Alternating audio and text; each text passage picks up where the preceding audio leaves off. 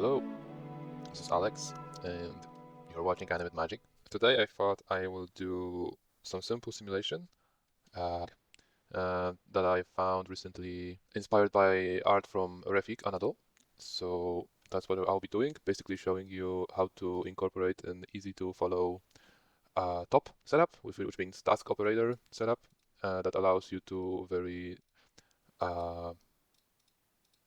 to streamline basically your caches and make that into a nice workflow. So I'll just start. Let's make a geo node. It'll be particles. Curl. Okay, box. Never mind the grid. We'll use a box and a camera that will be right here. I'll lift it up by the half of the value of its size. So paste relative reference times 0.5 so that it always stays on the ground. I want it bigger and higher, like 4. Actually, let's do 3 and 4 in here, 2 in here, and 4 in here. Maybe 3 in here. And this will be basically our domain. So I'll do a null, use it later, let's go out domain. And let's blast the front. So this one. And extrude, poly extrude this to be something like that. 1, output back. And this will be the collider, or like the apparent collider. That's good. Okay, let's select the front face and move it back.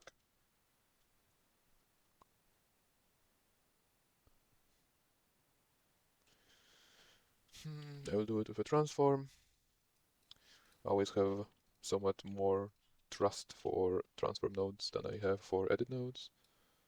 So let's move it back on X, say to about something like that. Then divide it.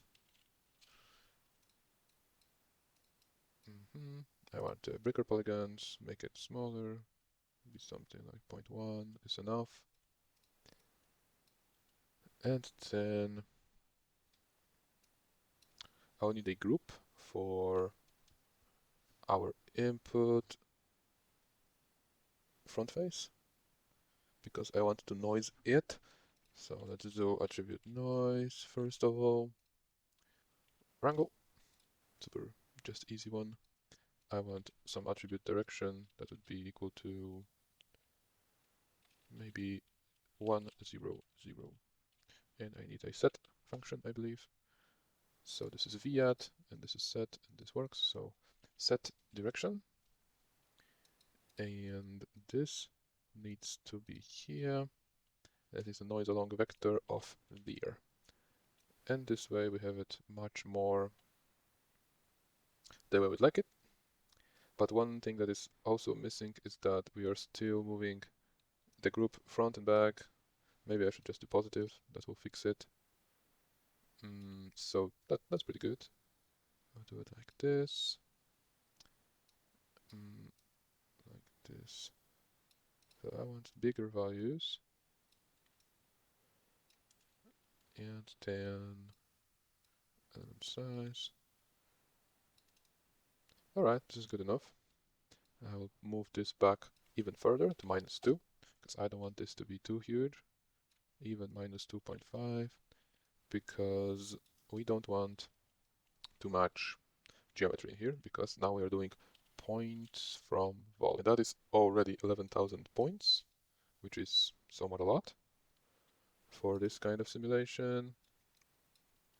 So let's do jitter scale to 1. And also I will make some less points. 1.5. Yeah, 3,000 points feels like is enough. And that will be going through a null out points. And I'll just quickly save it.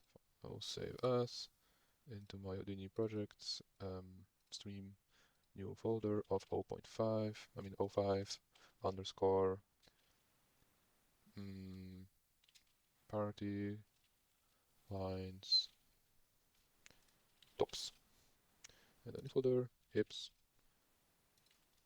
p9s top.v0 that heap lc for me. And after that, I will also edit aliases and variables. Copy this, slap this, do it here, and say tops. That this is the job variable. And this variable will be useful later. It's usually a very useful variable that I always like to set up. But then let's go forward into a flip. Now into a dub network. That will be called flip. And in here, I'll create a flip object and flip solver.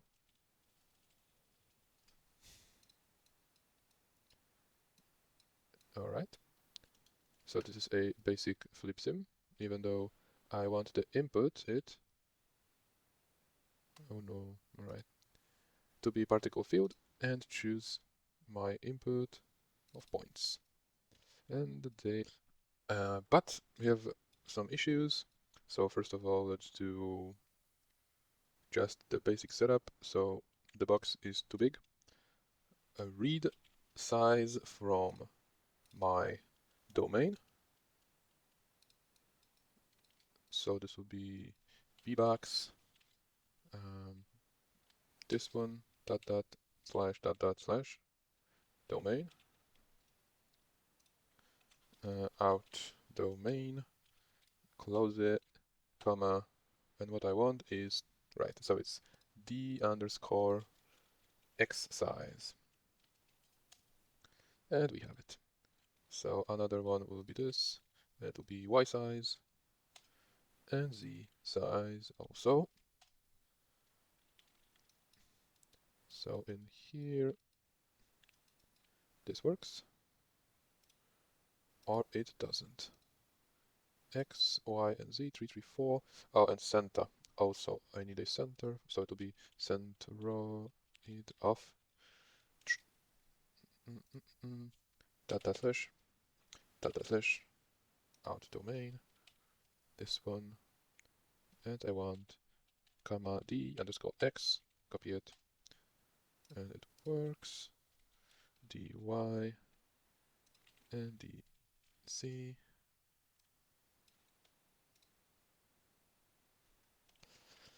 And now we have it. I will disable sprites because it's a little hard to see on this scale.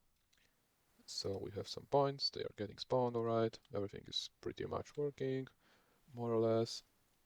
But they don't really do much because we haven't told them anything yet. So I'll do that now. And this will be a VDB needed. And I'll call it val for velocity. And it's a fog volume, why not? It's a vector float. And it is a displacement velocity acceleration. I wonder what this thing is changing, but this is val start. So VDB activate. This thing can basically, because this one is just an empty volume with 0 prims, 0 points, 0 voxels, 0 anything.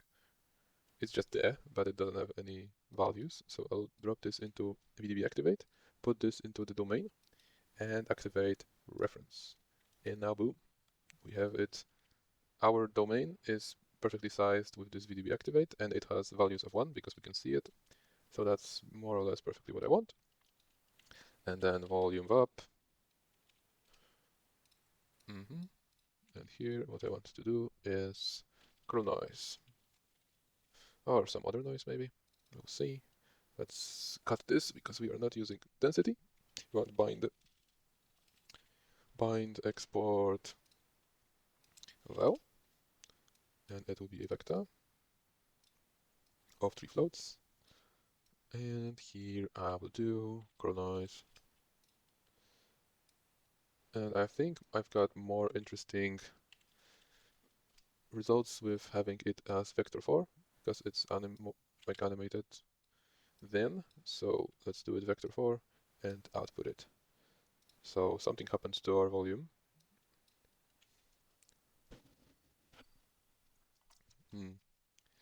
what then? I'd like to see it. So I'll do points, not points on volume. I could do a regular scatter, actually, inside the volume.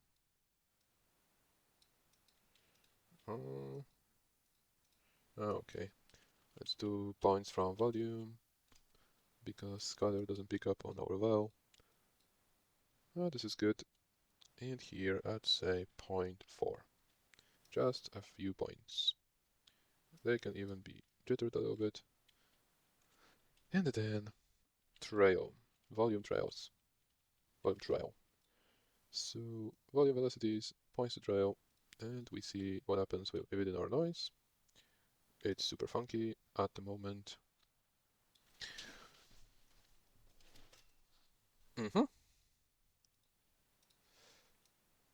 Okay. So it's first of all animated by default, which is, I believe, if I would set this frequency here to 0, it would cease to be animated. Yes. Because I usually make a separate timescale multiplier in here, but this is also a timescale multiplier. So I usually do like a parameter here, name it timescale,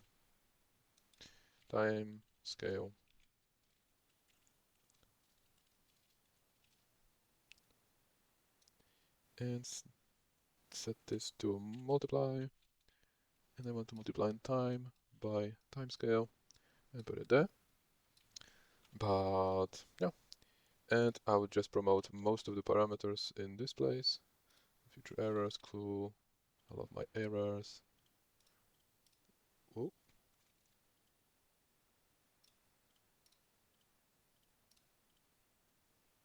Yeah, this thing is mad at me for promoting parameters. I don't know why.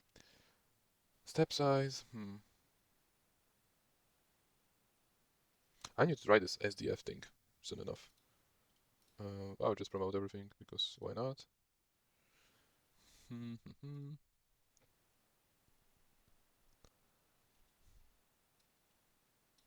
So this can be 1.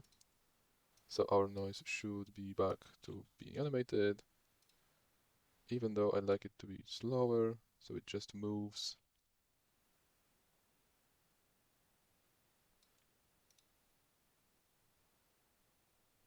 So much slowly evolves. CurlNoise, okay.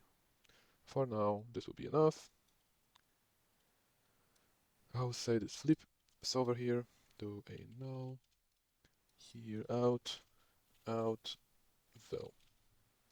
Here, pop advect by volumes.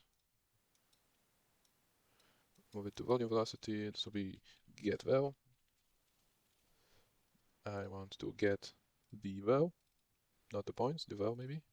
That's good. I'll update velocity because it's a little easier to follow. And see what happens to our sim. Boom. Well, magic happens clearly.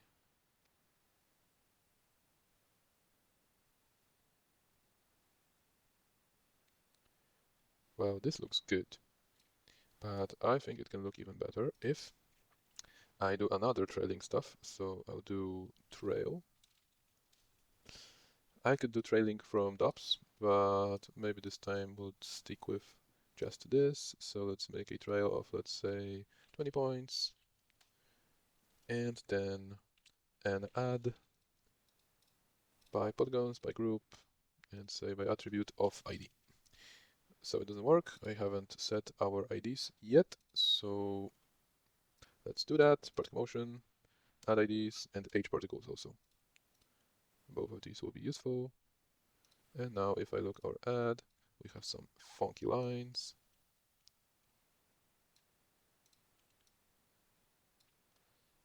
But I still can't see it all that well.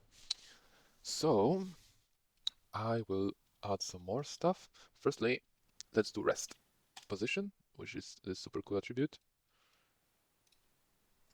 All right, now that we have rest, this will copy the position that everyone starts at and just say this is the rest, so that we have a one fixed value for positions. That we have a position that doesn't change, and that happens to be super powerful. But more on that in a second. So now with this flip, I can do it again.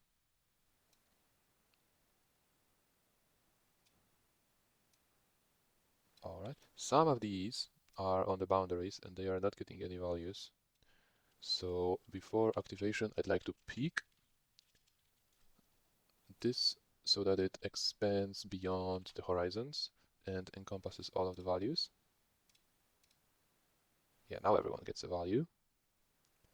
And now let's do adjust color. And color is maybe 1 points. We'll put it here. So we want the color to be noise. This is good. But right now, as you can see, it's using the position to set the noise, and it's using the world position. So this blob will always be red, and the particles that are coming into the blob are getting colored red, and when they are leaving, they are changing the color to some other color, and that's not exactly what we want. We would like the particles to get one color value and stick with it, preferably. This is why we want to use the rest attribute in here. So now something changed. So now every particle gets assigned a color value at start, but afterwards, after they start flying, they are basically stuck with that color. And that's okay-ish. Right now, it's maybe a little too chaotic, but I think in here with the trails, oh yeah, looks pretty funky. It goes like this.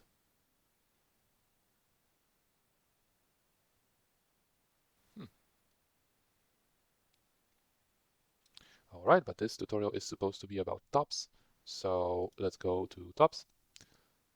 So now I will just try and use this simulation and create a top setup that would create, for example, 10 or 20 or 100 such simulations for me, and then compile all of them into a video, and then I can just look at them and this one is cool, and maybe this one is not that bad, and here the noise is too strong, here I would like some more movement.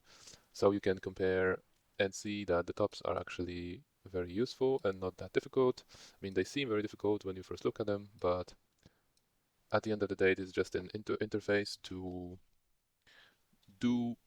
perform tasks, since task operators, to perform tasks like computing tasks that Houdini does for us, such as simulations, in an efficient and timely manner. So, what I will need first will be a file cache. I'll just drop it and set it later, because this will, before everything, let's do here, fc particle. As you can see, we are using this $job variable, so that it saves to my file that I set as $job/geo, and we are going to set this to something else in a sec. It's probably not the end, but let's figure this out as we go. So I'll enable this double setup so we can see what we are doing here, and we can go back here, and I'll just say top network. Why not? Topnet. Let's name it something nice, such as Mr. Easy Sim. Yes, Easy Sim. Okay, so right off the box, we have some funky menu on the top in here, and this local scheduler should be like, this node is not all that important. You probably should not mess with it if you don't know what to mess with it. Oh, like in here you can pretty much limit the amount of cores that Houdini will use to perform the tasks, or maybe if you want to like use all the cores, then that's something you can do, but it will probably slow down your system a lot. So if you want to run like a overnight job, then that's probably what you want to do. But if you'd like to just continue working or continue like doing something else, then it's better to not overextend in this thing. And talking about overextending, so let's save our project. Okay, so the first thing I would like in my tree would be a wedge node. So let's just see this lapse wedge. I haven't seen it before. Seems easy. Oh, I need to have a look at it. Seems easier than this one, but yes. Let's delete these. I will say wedges, because what a wedge is just a variable, an inside Houdini variable that will be varying across our simulation in here. So what I'd like to do first, I will do wedge parameter, which attribute like add a wedge basically. We always need a name, so let's do, and this name is somewhat important. So let's say frequency.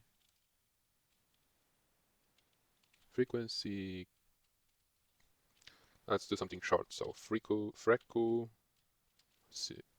curl.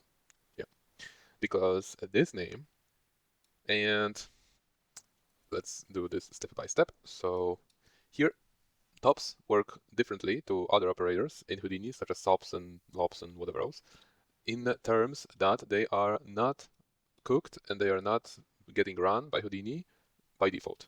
If you want these nodes, if you select it, then it's getting cooked right off the bat. You don't get to change it. If you want to change it, then you can do like manual. And then if you, for example, click this node, then we are seeing something, but this node is not cooked until I refresh. Then, oh, then this is getting cooked, hopefully. But usually you want to leave it on auto update because you want to see what you're doing.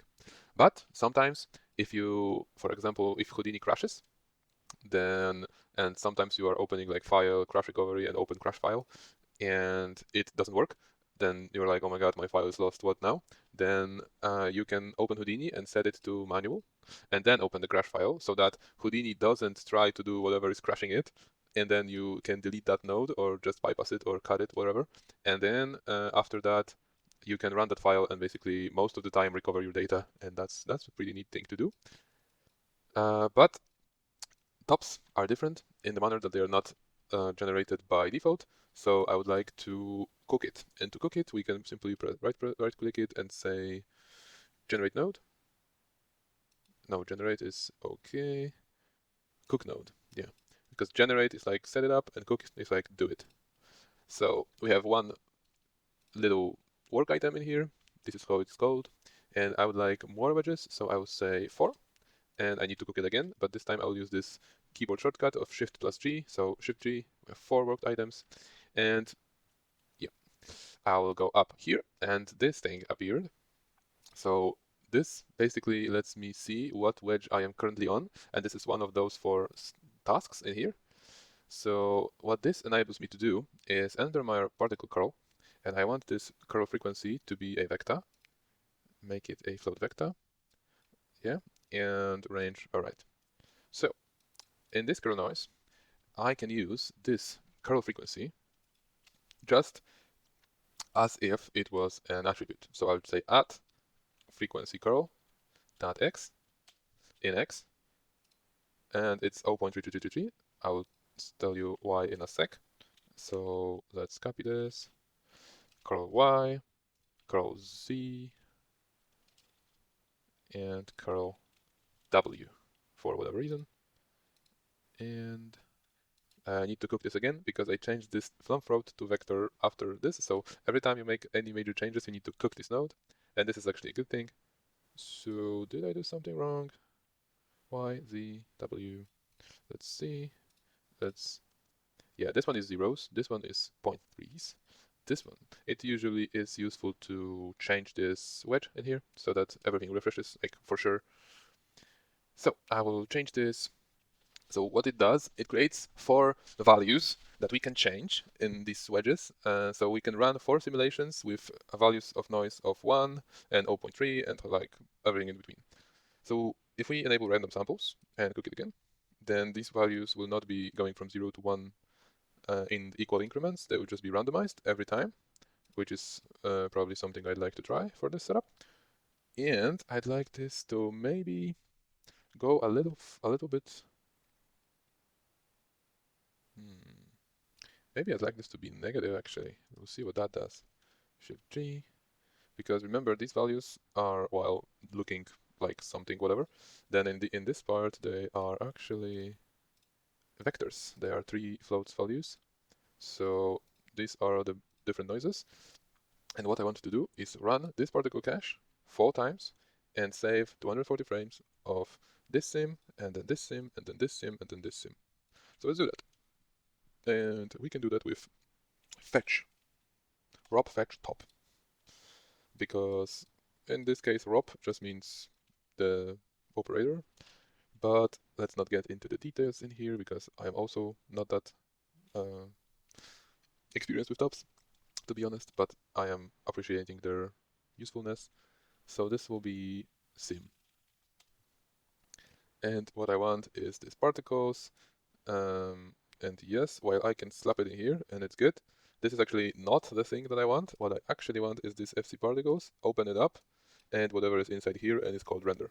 So that's what I want, except slash render. That's good. And with this output file, right now, if I try to work it, it will work, it will do it, but there will be a problem.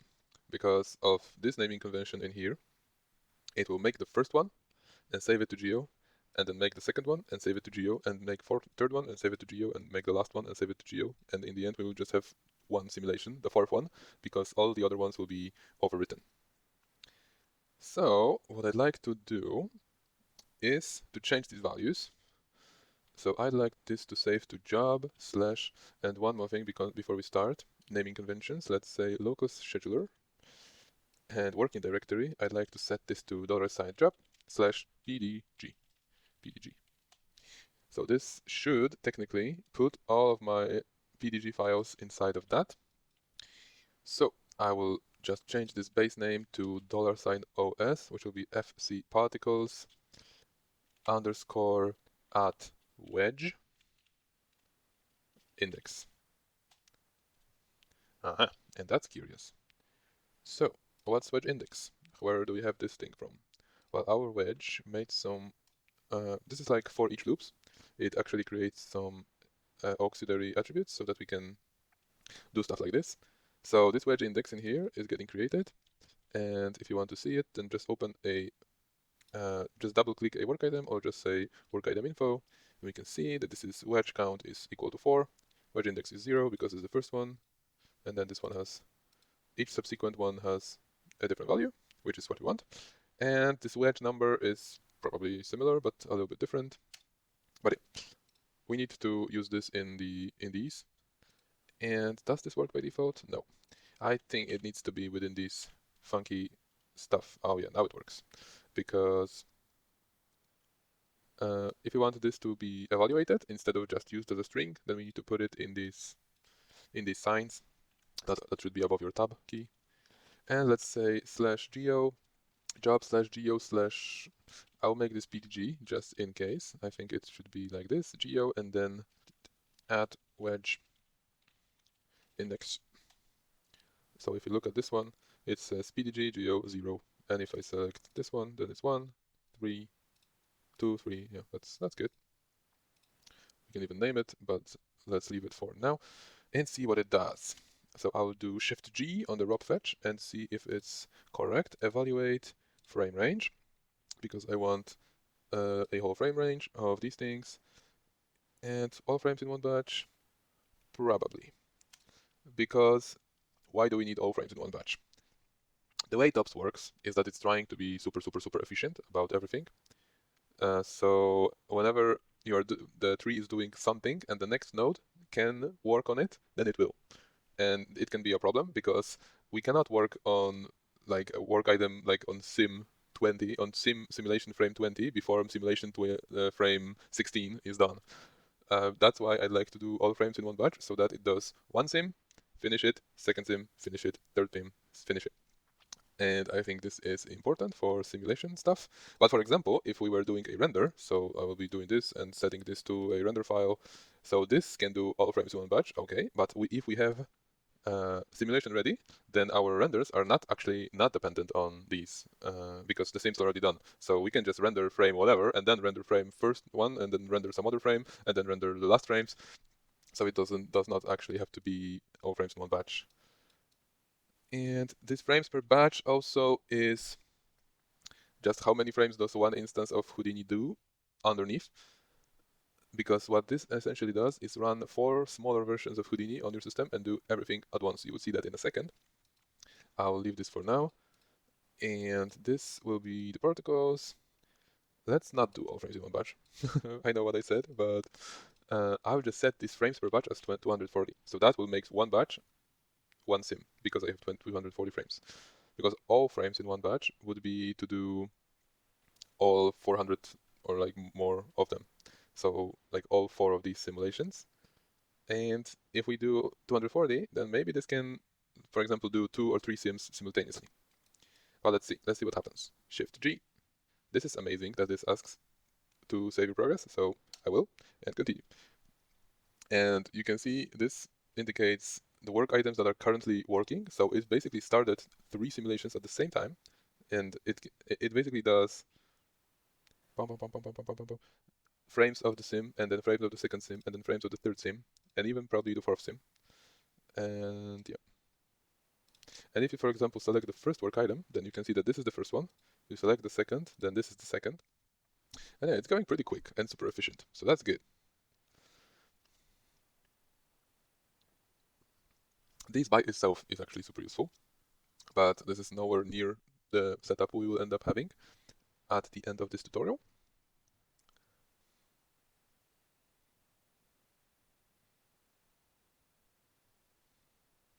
Yeah, you can basically create these huge trees of simulations and set it to work and then go to, I don't know, play with someone or, I don't know, read a book and then come back and just see if your sims are done. So our sims are done.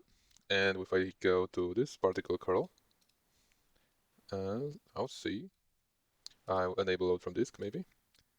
So yeah, this sim, let's behold this as trails.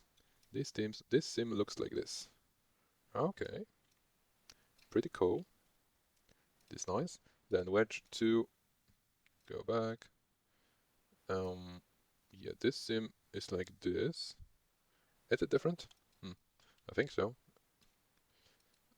Wedge 3. Oh yeah, this one is definitely different. Wow. So boom, this one is like huge sweeps. We have a very low frequency values in the third one probably. And fourth one is actually getting pretty crazy. Okay, so this worked. That's good. So what I would now like to do is get a camera in here, just a regular SOP or object level camera, and say, well, maybe camera. Yeah, this will be cam 01. Oh, how creative. And this will be here, lock it, and I want to set it up so I can see our sim in here fairly well. I'd like to fit it in here and say, yeah, like this, maybe.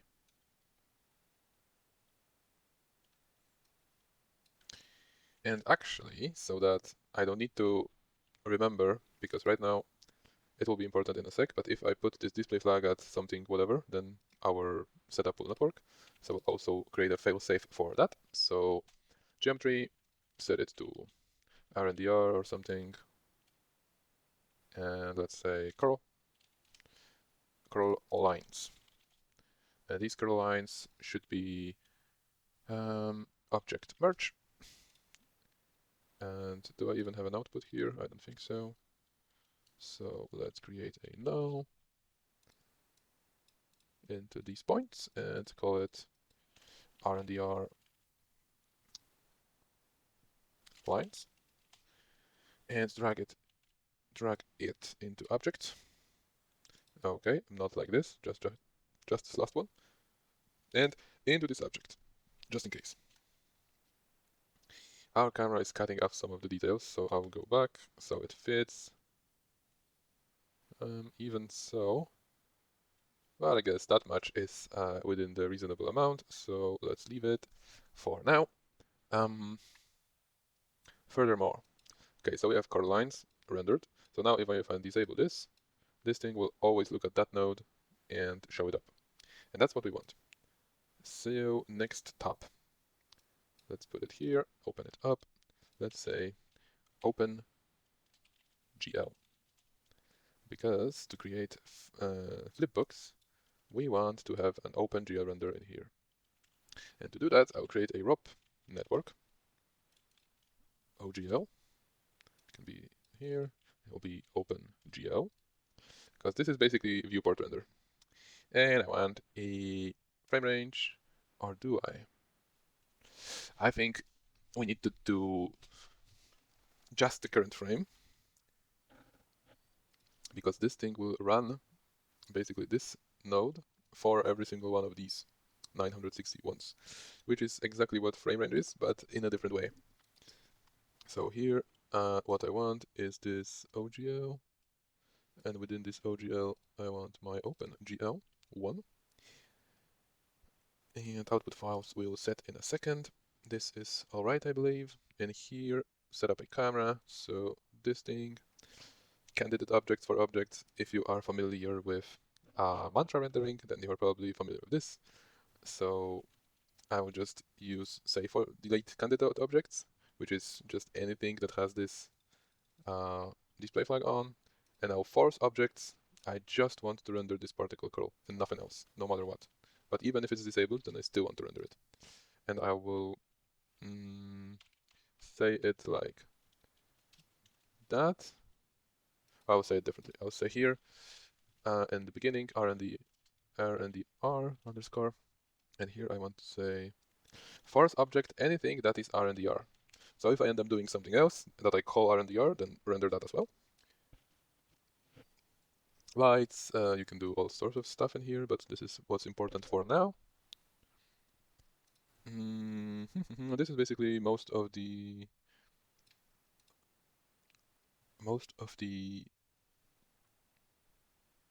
settings that you find on your Flipbook settings, most of these. So this will be alright, more or less. Background image, no. It will render it at viewport. We can override it in here to do something else, but yeah, let's do that. Let's do just HD without full HD. So this is good. Effects. There is probably something to play with in here. And here you can just up some anti-aliasing to make it look smoother and stuff. But I will leave that for now and see if it can run it. So I'll do Shift, I'll save it, and Shift G. Okay, so this is bad. It wants to run 70,000 jobs. Don't do that. So with Shift G, we are starting it, and with Shift D, we are dirtying this node, which means just don't create those work items. And with Shift V, we can actually redo the items. But let's see what doesn't work. So I just want and a frame range. So let's do a frame range. That's good. I will even refer it to $RF start and $RF end, so that we have it very well defined to if I end up changing this. And I will disable high quality lighting so that it's a little faster to compute. And we need this output image path, basically, because IP, I don't know what that is.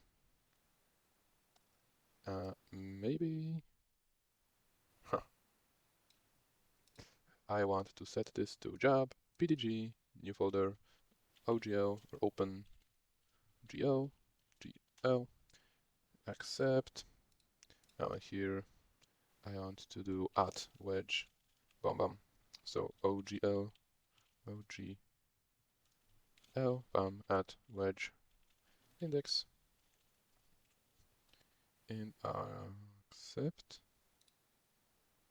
So it will render to $job, pdg, OpenGL, OGL wedge index, which is what we like. We can also do some versioning, but that's good. But what I forgot is, of course, the suffix. So let's do this as PNGs, because these are just flipbooks, and our favorite $F4 for frame number. So now, and with frame range, I will see if that works. Shift G, save and continue. It still tries to do several 100,000 jobs, which is not that ideal. So I'll dirty this again and see what is missing. I need to relay to the node that it needs to do not everything, it just needs to do a little. Okay, so don't do frame range, do single frame. because you do single frame for every single of these frames, of these work items. Because if we do, and oddly enough, this can be set to frame range underneath, but you will be running the current frame for every single one of these frames. So that's 960 OpenGL renders for every single one of these simulation bits.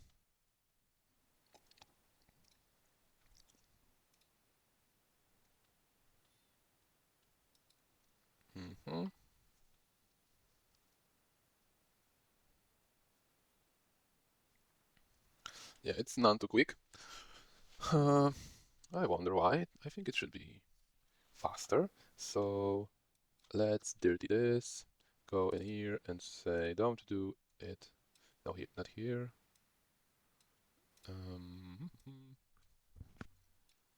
Just to be safe, I'll do this at, where was it? I want to change the resolution to be just the camera and see how fast does that go. Shift G, save and continue. And just to be sure, I'd like to stop that and to delete this node's output files from disk, because sometimes it can be too smart and try to save stuff to disk, and then the top, I'll investigate further. OpenGL. Oh, maybe it should be all frames in one batch for this one. Shift G, continue. Because it's trying to be too smart.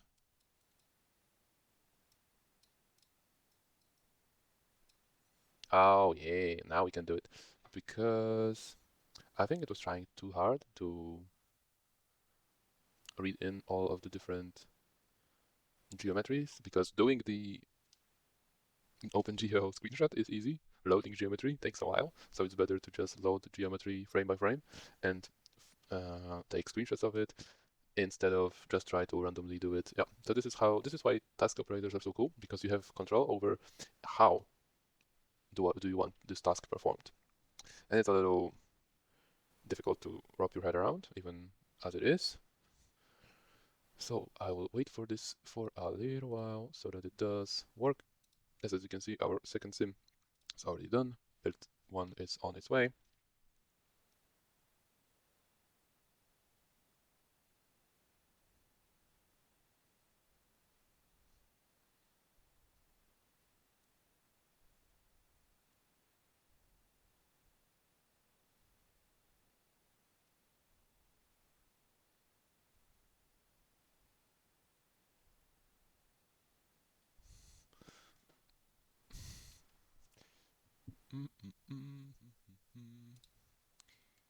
So I would like to just open an Unplay viewer, load disk files, job, PTG, OGL, and let's try this 0.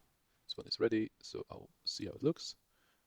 Yeah, that's a cool little flipbook.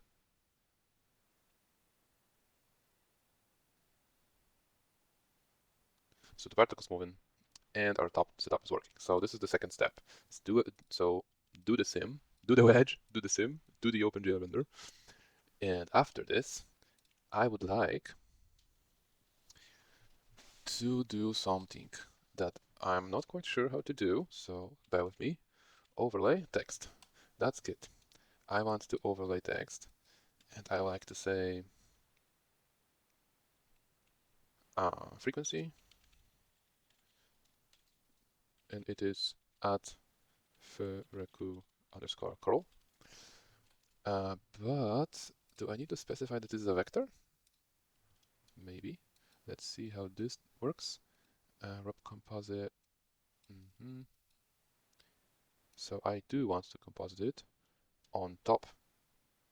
And this is yet another step. So job, pdg, geo, OpenGL, new folder, overlay. And this will be new folder w @wedge index, and overlay dot at wedge index dot $sign f for the for.png. Okay, accept that, and that's good most of the time. For this one, I would like to do 60 frames per batch, because why not? And let's do Shift G, continue. This one's super quick, usually. Yeah, it goes, because in the first frame, it needs to actually launch Houdini, like second little Houdini version. You can see it in your task manager if you're using Windows. Then there are actually some H process or whatever it's called opened, and they are doing some tasks. So that's good. That's streamlined and efficient. So that's what we want. I would just like to see, because last time I did overlay text and I wanted a vector attribute like this one for curl. It didn't actually write it down properly. So let's see. And play load disk files. This will be jump pdg. Yes. So Shift G, continue. It will work, but it only shows me one of my values. I think the first one, as if it was a float. So it's like minus 0.1141076. This is the value. But for vectors, we need another way for this, but let's not bother with it for now. After this, we need a node called Partition by frame. And this node basically does is take every single work item, which is every single sim. What's your problem? Is it because I have connected the new node? Just maybe Shift G. And as you can see, I have 564 already done, and there is a problem with the further 400 ones. And when I rerun this, it just reruns the ones that are not done, which is yet again super amazing. And this thing will partition our work items by frames, which means every single file, it is every single work item that shares the same frame number, which is, for example, frame 4 will take all of the frame 4s from all of the sims and put them together as one work item. And next thing we want to do is ImageMagick and create something called a montage. Oh, you can do attribute array in here. Interesting. So if you don't have ImageMagick installed, because this is actually a separate tool from Houdini, it doesn't come shipped with Houdini, you will need to install it and add it to your environment variable. There are tutorials how to do it online. It's not that straightforward, sadly, but I hope you can manage.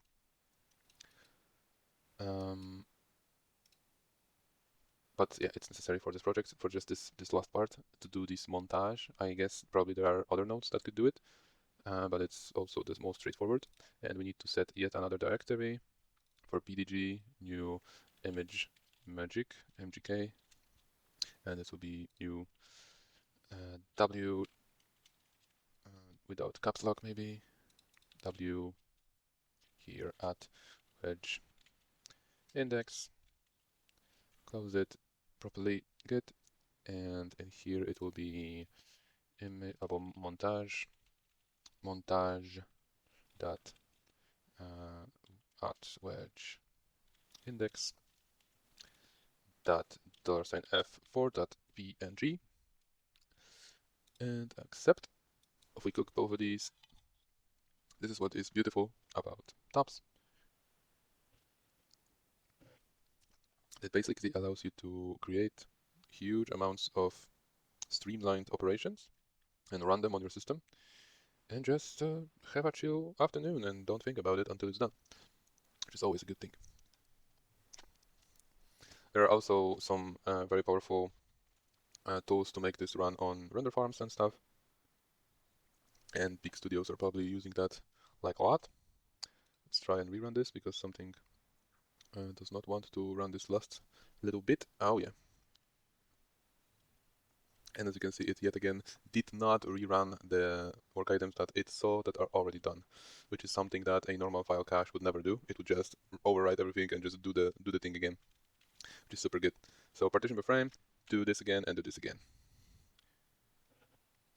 I'll just open this to show what this FileMagick does, ImageMagick does. And here is like PDG, ImageMagick, V0. All right. So it basically just puts them side by side, so that you can compare just how nice are these sims. So this one is super twisty, this one is super chill, and this one is weird and slow. This one is also kind of slow. Huh. And here you can see the values. Even if for now they are just for X, then I should try and figure this out before I post the tutorial. So that's pretty cool. Let's close this, and this is done. Last bit we need is another third-party program, and this time I don't think you can get by this, because we need an FFmpeg encode video, which needs an FFmpeg installed on your system, which is oh, there's some kind of Houdini FFmpeg. Oh, so maybe they added a Houdini's own version inside, so that you don't need to have it installed, but I definitely have it installed somewhere, because it's just a useful thing to have for exporting MP4s and flipbooks. So I will put this path to, yet again, job pdg new folder video, and here I'll just say at pdg underscore name dot mp4, and this is a good name to a degree, because this pdg name is actually good if you are running whoa, shift D. No. We want this to run just once. Oh. Right. Oh, I forgot just one more stuff. So this ImageMagick creates a nice montage out of our flipbooks, but right now we don't need all of these work items. We need to just change how the top will operate on them. And to do that, we need this handy operator called wait for all. So it will basically just change all of these ones into just one work item, to merge them. And if I run it now, it will see that, okay, all of these, well, still doesn't work.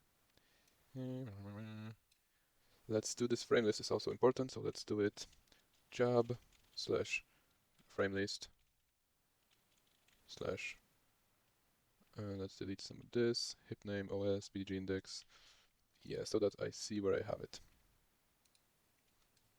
Yeah, that PDG was bad, that variable was hard to find for the system. And now this last little bit will encode our little tree into an actual video file. So basically you can just change the wedges, and here change the values in the sim, select this and do Shift G, and it will run all the sims, do all the flipbooks, do all the overlay text, create all the montages, partition it by frame, create all the montages, wait for all of them to be done, and then turn them into a video every single time. This PDG name is not ideal. I'm looking for a way to upgrade this, and I'll probably find it before I upload this video as a tutorial. But all in all, if you run this whole thing, then you will end up with a video like this one. Let me just open it, OPDG video, and it's here. And as you can see, it works.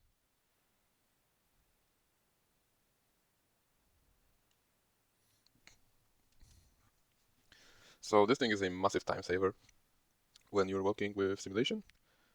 It can help you a lot, and I hope you learned some basic stuff. You can look into tabs if you're interested. So, yeah, I'll be ending this stream for now. I will rethink and re-record everything that I did today and try and make that into a usable tutorial somehow.